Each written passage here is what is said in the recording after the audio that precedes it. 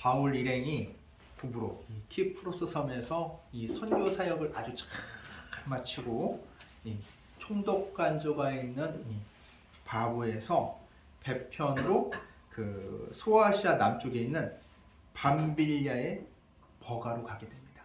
그때 마가 요한이 같이 일행이었던 수행원이었던 마가 요한이 예루살렘으로 훌쩍 떠나버려요. 이게 무슨 까닭인지 성경에는 얘기를 안 하고 있어요. 근데 바울이 이 일로 인해 마가 요한한테 아주 크게 실망을 하게 됩니다. 그래서 나중에 마가 요한과 다시 선교 여행을 같이 한다는, 같이 동행을 해야 된다, 말아야 된다는 그런 문제로 바나바와 아주 크게 싸우게 됩니다. 그래서 서로 찢어져서 따로 선교 활동을 하게 되는 그 원인이 됩니다. 그 내용이 어디 나오면 사도행전 15장에 나와요.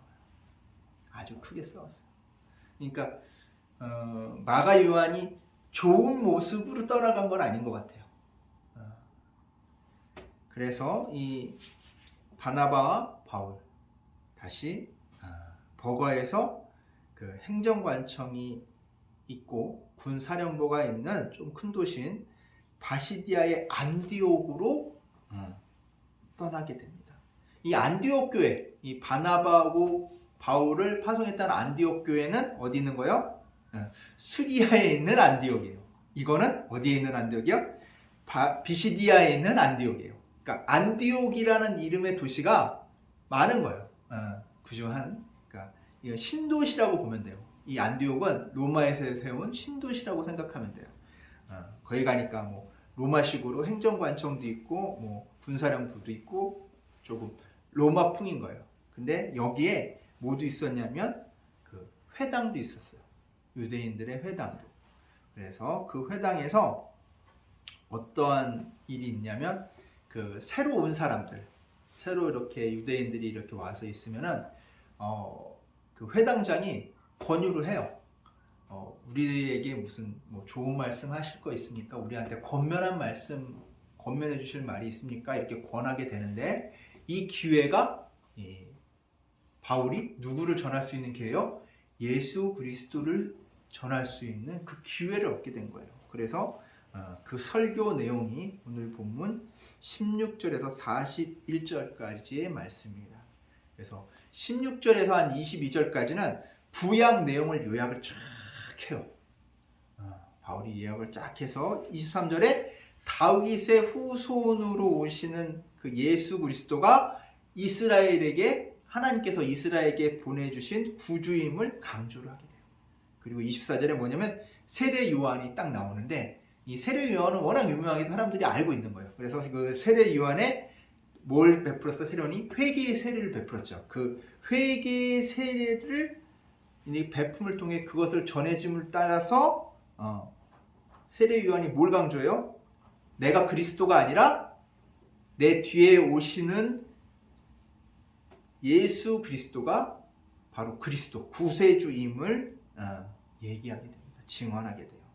그래서 오늘 이 바울과 이 바나바가 여기 와서 이 구세주인 예수 그리스도의 말씀을, 이 구원의 말씀을 지금 당신들에게, 여기 계신 이 회당에 있는 당신들에게 하나님께서 전하게 하셨다고 서두를 다 얘기를 하는 거야. 내가 이 얘기를 하는 거는 이런 사정이 있어서 하나님께서, 우리가 그냥 얘기하는 게 아니라 하나님께서 우리를 이 자리에 보내셔서 당신들한테 얘기하게끔 했다라고 얘기하고 있습니다.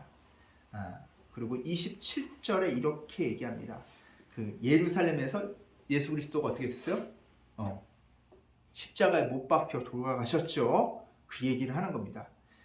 그 안식일마다 회당에서 뭐 했냐면 이 선지자들의 말씀을 암송을 해요. 암송을 하고 했는데 이 기껏 암송해도 예수 그리스도가 구세주임을 사람들이 알아요, 몰라요? 모르는 거야. 이스라엘 백성들과 그 지도자들은 모르고 어떻게 했어요? 예수 그리스도를 어떻게 했어요? 죽였죠. 죽인 것은 그냥 그들이 행동한 것 같지만 이것은 뭐라고 그래요? 선지자의 말씀이 이루어지게끔 하기 위해서라는 거예요. 성경이 쓰여져 있다는 거예요. 예수님이 죽는 거는 이미 예정된 사실이라는 거예요. 그리고 28절에 이렇게 얘기합니다. 죄 없이 죽임당한 것은, 죄 없이 죽임당한 것은 또 뭐야? 성경 말씀을 응한 거예요. 뭐예요? 성경 말씀대로 다 된 거란 말이에요. 그냥 우리가 볼 때 예수님이 이 땅에 오셔서 죄 없이 돌아가신 것은, 모함을 받고 죄 없이 돌아가신 것은 뭐다? 사람들이 무지해서 그런 것도 있겠지만 중요한 것은 뭐야? 하나님이 이미 예정해 놓으셨다는 거야. 누구를 위해서? 우리의 죄를 짊어지고 가게 하시기 위해서. 그래서 30절에 이렇게 나옵니다. 나무에서 내려 무덤에 두었으나 하나님께서 살리셨다. 이 나무에 매달린다는 건 물론 저주받았다는 거예요. 저주. 야, 이게 저주받아서 죽은 것 같지만 어떻게 해요? 하나님께서 다시 살리셨으니까 저주가 뭘로 바뀌어요?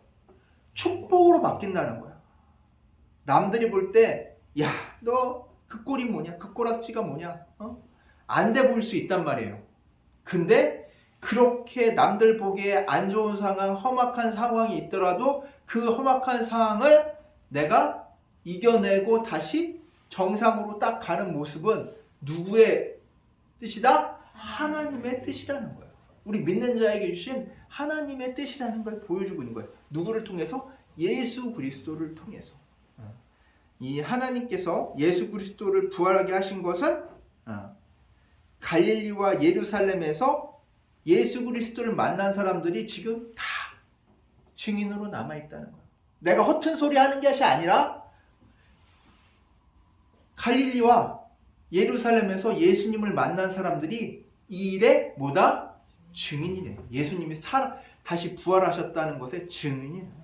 그들이 지금도 살아있다는 거예요. 이 당시에는 살아있었으니까 이제 조상들에게 주신, 하나님께서 조상들에게, 우리 조상, 그 이스라엘 조상들에게 주신 구세주 언약을 어떻게 하겠다? 이 지금 앉아있는, 회당에 앉아있는 너희들에게 전하겠다는 거예요. 그게 뭐냐면 33절부터 이렇게 나옵니다. 구세주의 언약은 이것이니, 자, 뭐예요? 시편 2편 7절에 나온 말씀 인용을 해요. 너는 내 아들이라 오늘 너를 낳았다. 너는 내 아들인데 오늘 내가 낳았다. 그건 뭐예요? 주 안에서 우리가 다시 태어난다는 거예요. 예전에 우리가 다 죽고 없어지고 새 모습으로 다시 태어났다는 거예요. 구세주인 예수 그리스도 통해서 우리가 다시 태어났다는 것을 얘기하고 있습니다. 그래서 34절에 이사야 55장 3절 말씀을 얘기하고 있어요. 거룩하고 확실한 복인 부활의 소망인, 부활 소망과 영생을 누구를 통해 주셨다? 예수 그리스도를 통해 주셨다는 거예요. 뭘 줘서? 부활 소망과 영생을 누구를 통해? 예수 그리스도를 통해 주셨다는 거예요. 그래서 35절하고 37절까지 쭉 이어지는 말씀이 뭐냐면 시편 16편 10절 말씀을 하고 있는 거예요. 주의 거룩한 자로 싸움 당하지 않게 한다는 것은 죽은 다윗이 아니라 무덤에서 부활하신 예수 그리스도. 썩음 당하잖아요. 썩음 당한다는 게 뭐예요? 죽어서 몸이 썩어져 없어지는 거죠. 예수님 죽었죠. 그리고 다시 썩음 당하지 않고 어떻게 하셨어? 부활하셨어. 뭘로? 육적 부활, 영적 부활을 하신 거예요.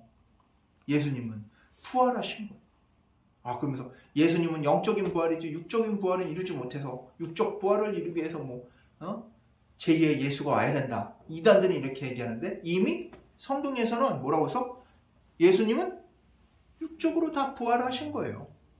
그래서 우리가 나중에 어떻게 돼? 부활하는 모습은 어떻게 돼? 우리가 육적으로도 다시 부활하는 거야. 우리가 무덤에 있다가 어떻게 돼요? 다시 새 몸을 입고 부활하는 거야.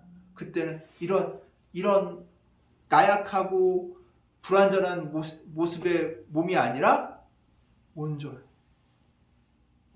모습의 몸으로 다시 믿는 자들을 부활하게 됩니다. 그래서 예수님을 통해서 하나님께 뭘 받을 수 있다? 죄를 용서받을 수 있다는 거예요. 다른 것을 통해서는 우리의 죄를 용서받을 방법이 없어요. 자, 용서를 받기 위해서는 뭘 치러야 되냐면 죄를 용서받기 위해서는 죄의 대가를 치러야 되잖아. 우리의 목숨을 죄의 삭은 죽음이에요. 그러니까 우리의 목숨을 내놔야 되는 거예요. 대가로. 근데 우리 내놓으면 어떻게 돼? 있어 없어? 죽고 없지. 내놓을 수 있어 없어? 없죠. 그럼 누가 나 대신해서 목숨을 내놔야 돼. 누가 나 대신해서 죽을 사람 있어요? 아니요. 없지. 근데 한 분 계셔. 누구야? 예수 그리스도.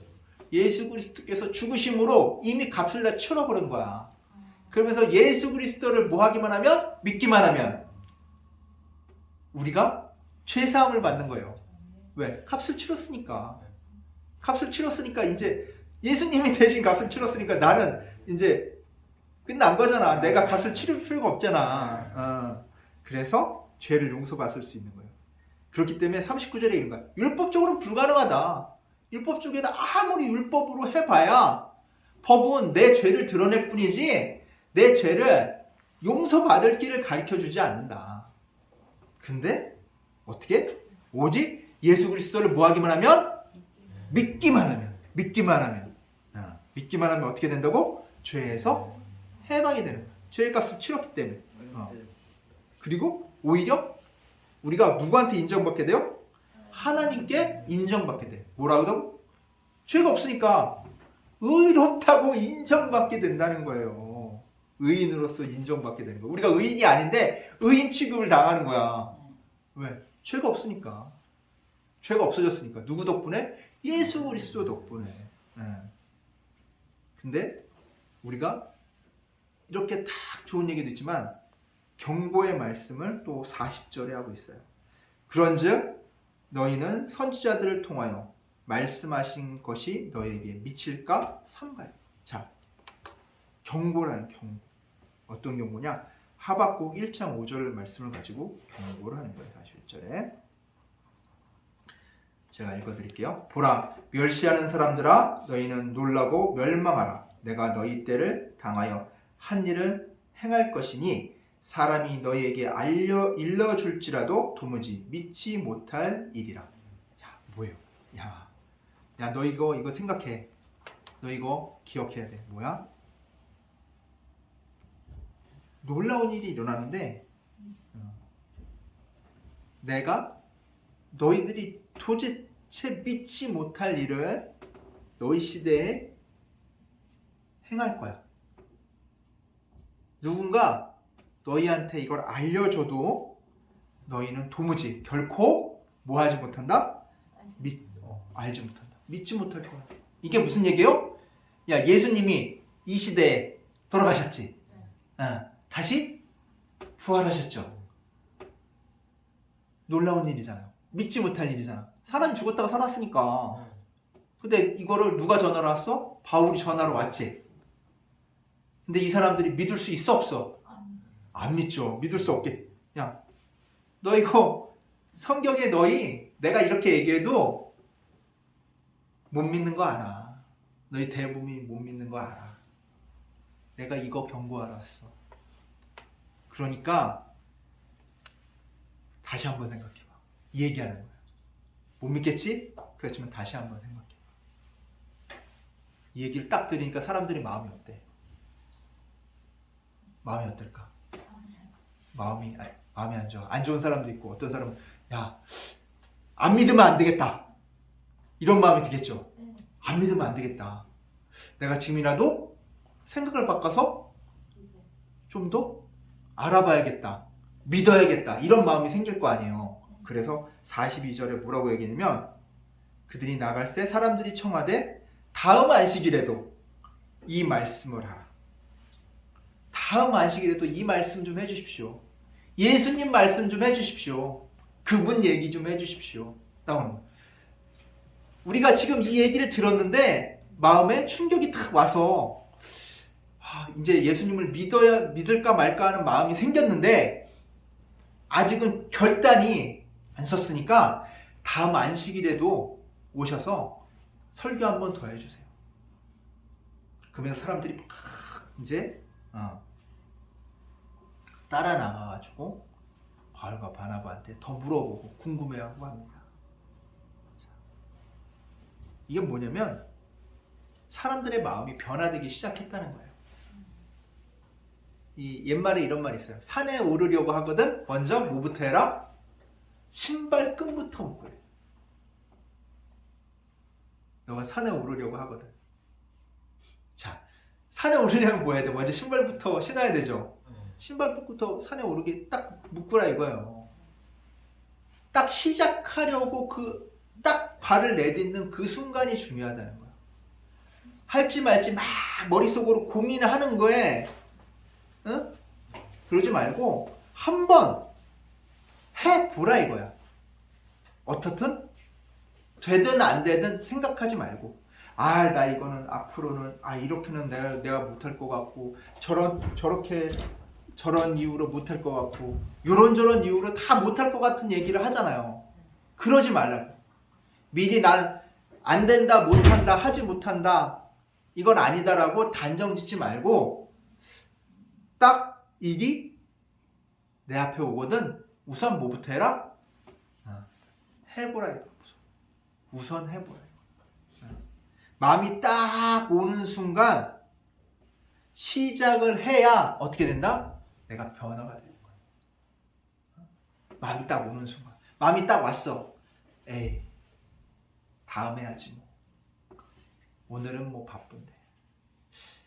내일 저걸 해야 되는데. 이걸 해야 되는데. 그런 마음이 있다고. 땅에서 집에 가서 주기도문하고 사도신경 같이 한번 동생이랑 해야 되는데 드라마도 봐야 되고 아니야 점심에 맛있게 삼겹살 굽는다고 그러는데 삼겹살 구울 지 얼마 안 되는데 그래도 내가 빨리 맛있게 먹으려면 먹을 준비하고 있어야지. 그러지 말라는 거예요. 마음에 딱 왔을 때 우선 말이라도 튀라는 거야. 시작이라도 하는 거야. 이것이 얼마만큼 지속되는 게 중요한 게 아니라 먼저 뭐 하는 거? 시작하는 게 중요하다. 저는 작심삼일이에요. 이런 사람 있잖아요. 저는 작심 3분이에요. 저는 작심 3시간이에요. 괜찮다 이거야. 괜찮다. 작심 3분이어도 괜찮다 이거야. 먼저 하라 이거야. 작심 3분 되면은 계속 작심하다 보면은 조금씩이라도 하게 되잖아요. 조금씩 하게 되면은 그게 뭐가 되는 줄 알아요? 습관이 돼요. 그러면 하게 되는 거야. 조금씩이라도 하면은 돼요. 근데 안 하면 안 돼. 안 하면 안 돼. 저는 못해요 하지 말고 할 수 있을 만큼 매일 하루 걸려서 다 하든 1년 걸려서 다 하든 결과는 어때? 같잖아. 다 한다는 결과는 같잖아요. 우리가 금방 그 결과를 보고 싶어가지고 나 이거 못해. 왜? 금방 결과를 보고 싶은데 열심히 해야 결과가 금방 보일 거 아니야. 근데 꾸준히 열심히 해야 금방 결과가 보이는데 꾸준히 열심히 못할 것 같으니까 미리 결과는 빨리 보고 싶은 마음, 욕심은 있고 하고 싶은 의지는 없고 행동하지 않고 그러니까 뭐야? 못해? 난 못해. 안 돼. 그렇게 하면 안 된다는 거야. 어차피 일주일 뒤에 결과가 나오든 1년 뒤에 결과가 나오든 결과가 나오는 것 같아요. 조금씩이라도 어떻게 꾸준히 하라는 거예요. 오늘은 1분 했어. 내일은 몇 분에? 1분 이상 하면 돼. 최소한 1분은 해야 되는 거야. 그럼 어떻게 돼?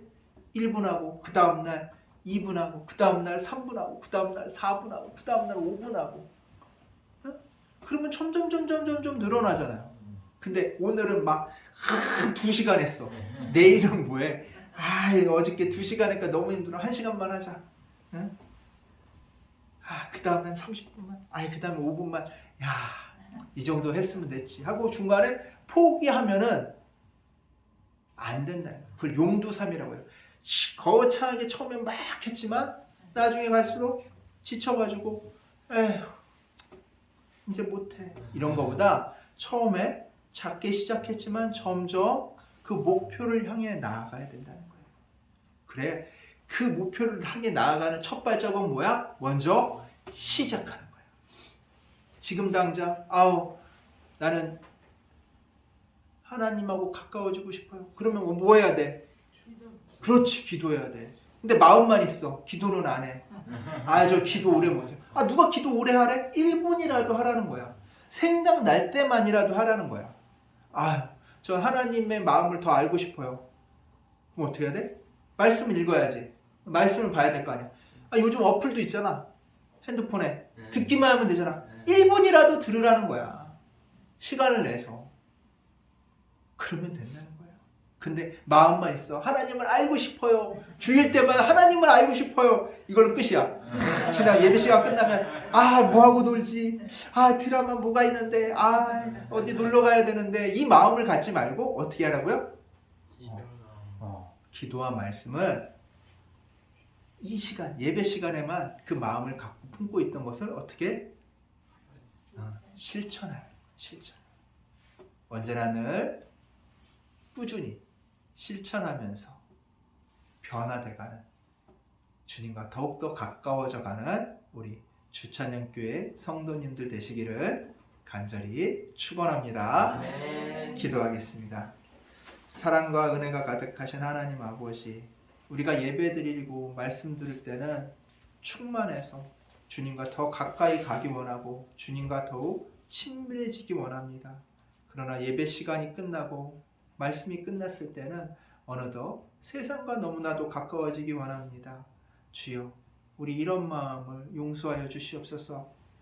조금이라도 주님과 가까워질 수 있는 저희들 되게 하여 주시옵소서. 그리하여 먼저 1분이라도 말씀 읽는 것을 시작하고 1분이라도 주님께 기도하는 것을 시작해서 주님과 점점 더 친밀한 시간을 갖게 되는 우리들 될 수 있도록 주여 이끌어 주시옵소서.